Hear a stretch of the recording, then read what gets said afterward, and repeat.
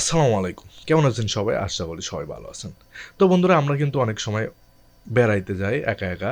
তো সেই সময় কিন্তু আমরা সেলফি নিয়ে থাকি। তো কারণ তখন কিন্তু ছবি তুলে দেওয়ার মতো কেউ থাকে না। তো এই ক্ষেত্রে দেখা যায় যে আমরা যে সেলফিগুলো উঠাই এগুলো উল্টা হয়ে যায়। তো এর কারণটা কি? কিভাবে এটা সমাধান করবেন ছোট্ট একটা সেটিংসের মাধ্যমে সেটা আমি আজকে আপনার মোবাইল স্ক্রিনে দেখায় দেব এবং যদি পূর্বে কোনো ছবি তোলা থাকে আপনারা সেগুলোও কিন্তু উল্টা ছবিগুলো সোজা করে নিতে পারবেন। তো বন্ধুরা চলুন মোবাইল স্ক্রিনে দেখে নেই। তো বন্ধুরা প্রথমে আপনার ক্যামেরা অ্যাপসটি ওপেন করে নেবেন।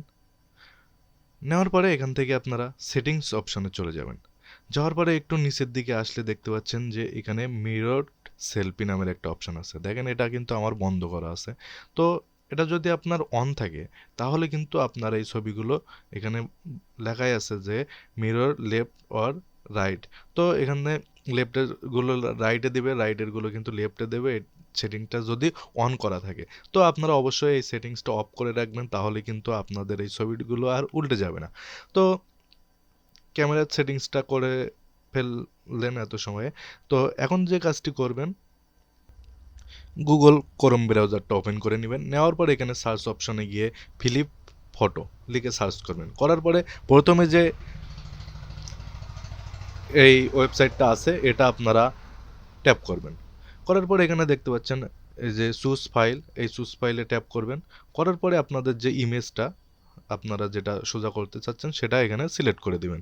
তো আমি আমার অ্যালবাম থেকে ছবিটা নিয়ে আসতেছি।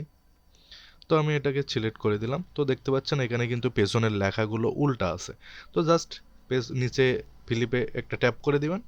তো একটু সময় নেবে, আপনারা একটু অপেক্ষা করবেন। তো দেখতে পাচ্ছেন এখানে কিন্তু ছবিটা সোজা হয়ে গেছে। তো এখানে ৩ টা অপশন আছে পিএনজি, জেপিজি এবং আরো একটা।